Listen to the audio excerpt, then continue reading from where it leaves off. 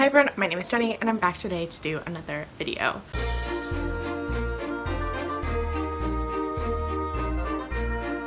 Today I will be doing my review and discussion video for my final pick for my African Women Writers project, which was How Beautiful We Were by Mbolo Mbui.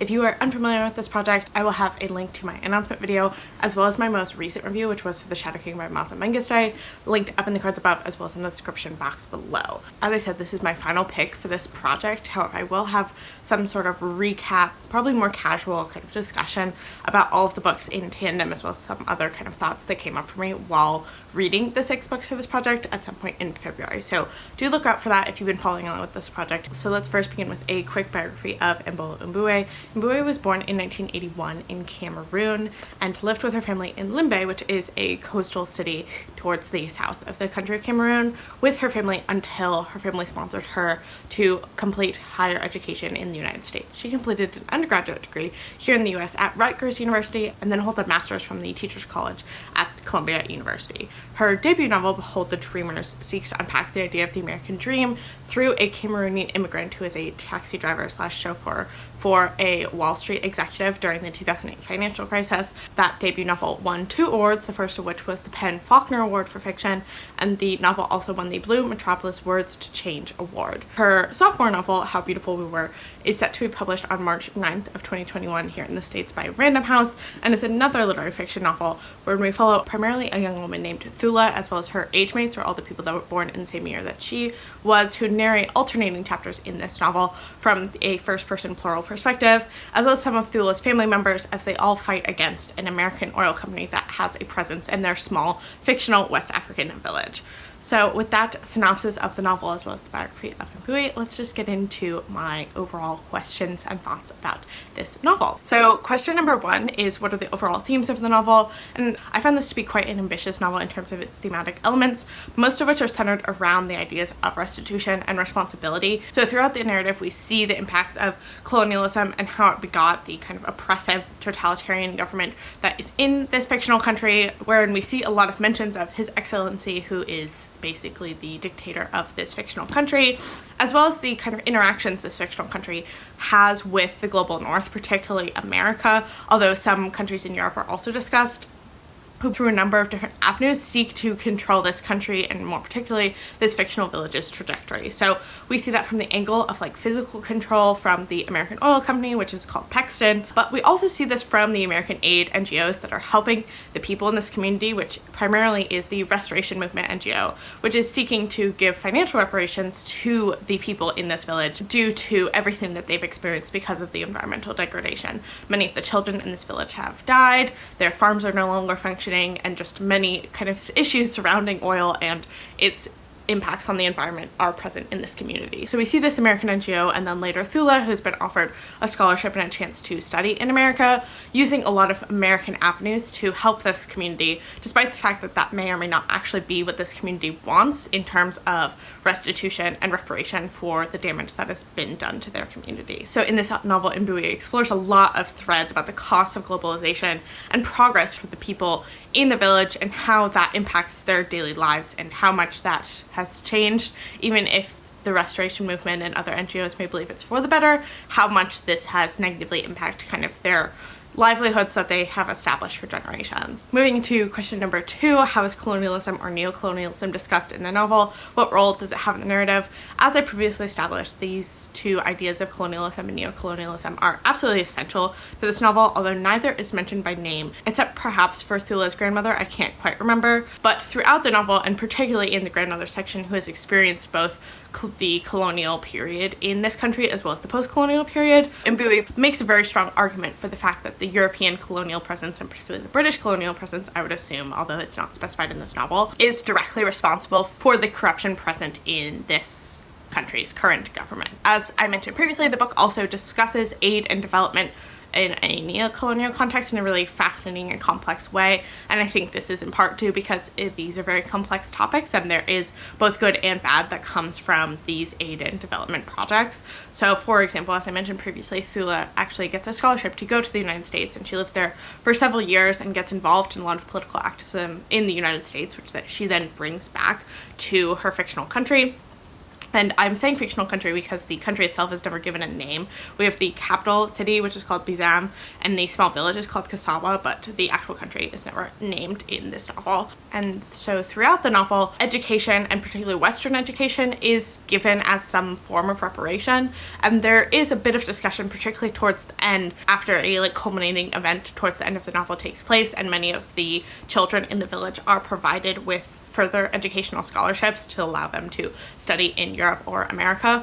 There is this kind of hinting at the fact that these educational scholarships that have westernized the community actually have also caused the breakdown of the community, as the community no longer exists, in part due to the culminating events of the novel, but also because the next generation of the village community are all westernized and therefore no longer want to live in this small community and continue their previous way of life. So there is this discussion about the impacts of neo-colonialism, both as a means for individual improvement and the benefits of that, as we see through Thula's perspective, but we also see the flip side of that in terms of the loss of cultural relevancy as communities become more and more westernized and kind of assimilated to like white Western culture. So I thought that discussion was really fascinating, and I would have enjoyed to see even more of the kind of nuances of that discussion, but that's definitely present as well in this novel. So there's definitely a lot of complexity when talking about colonialism and neo-colonialism, but I do think the movie makes a very coherent and strong argument that many of the issues that these people in this community are experiencing of environmental degradation and poverty are directly due to the impacts of colonialism and capitalism. Question number 3 is, how are women featured in the narrative? Are they the main characters? Are they side characters? As I've mentioned now several times, Thula is our main character, although we don't experience a lot of her perspective. We get her perspective at the beginning of the novel, and then we hear from her through other characters throughout the rest of the novel, and she definitely is leading a lot of the kind of actions that happen throughout this novel, but I wouldn't quite say she's the main character because there is this sense of like the community as a main character. However, I do think the impacts on women and mothers, particularly in terms of the environmental degradation and poverty that has impacted this community, are made very clear. And I think the movie does a good job of kind of providing a multitude of perspectives on how different women in this community feel about the different things that are happening in terms of both the environmental degradation, but then also the kind of restitution and activism that's taking place. There is a lot of discussion about how the women feel more specifically, even if that's not included in the kind of larger discussions that the activists and the American Oil Company and then other stakeholders are having.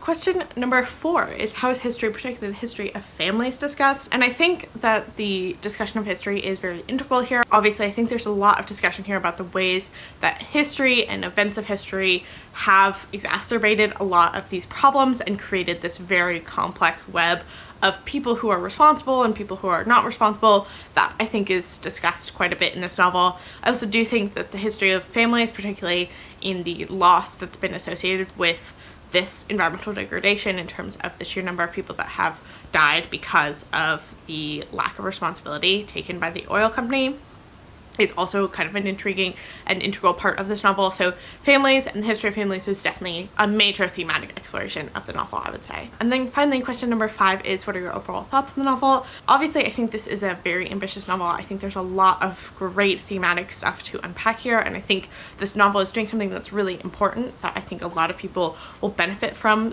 beginning to think about the complexities of aid and development in a neo-colonial context and what that actually is doing to benefit people. So I'll be very intrigued to kind of see the discussion around that after this book comes out. I will say, however, for an actual like novel, I found it to be a bit lacking. I think the plot and the kind of narrative structure meanders quite a bit. This novel takes place over the course of, I would say, probably about 20 years, but we do even jump further in time to like 40 years after the initial events of the novel. And I think that since there's just not a ton that is happening because there's so much just waiting for different stakeholders to do something or win a court case, that the people are just kind of living their everyday lives and more kind of disastrous things are happening.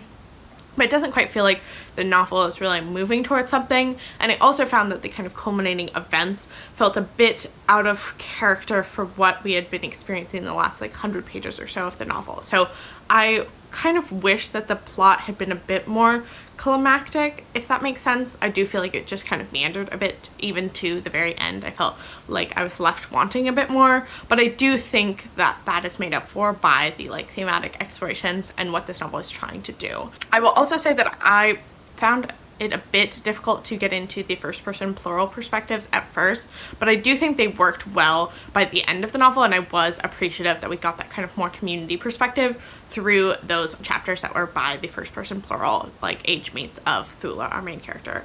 I also will say that I don't want to like make too many assumptions about what this book will be like, because this copy that I actually have, I won in a giveaway back almost a year ago in like March of 2020 in honor of its original release, which was gonna be in June of 2020. And so I am curious if this novel, since it was pushed like a full year from its original publication to, I guess it was like 10 months to March of 2021, if the novel has been reworked in some way. And so I don't want to make any like specific statements about the kind of plot or anything more specific than that, just because I'm not sure if something has been reworked, because there was such a long stretch of time between when the novel was originally set to be published and when it actually will be published. So that's another just kind of disclaimer out there for you in case you are interested in this novel. I don't want to purport that I've read like a finished copy of this work. But in the end, I did end up giving this book 3.75 stars, and I will be intrigued to return to it once it actually comes out and see if there are changes that I noticed from this advanced reader's copy that I read versus a final published copy. So that concludes the end of this review and discussion video. If you are excited about reading How Beautiful We Were, do let me know down in the comment section below. Additionally, if you've read any of these books that I've talked about in this project because of this project, I would love to hear that down in the comment section below as well. Additionally, if you've found my channel through this video, I'd love to have you stick around and subscribe, and I will talk to you next time. Bye.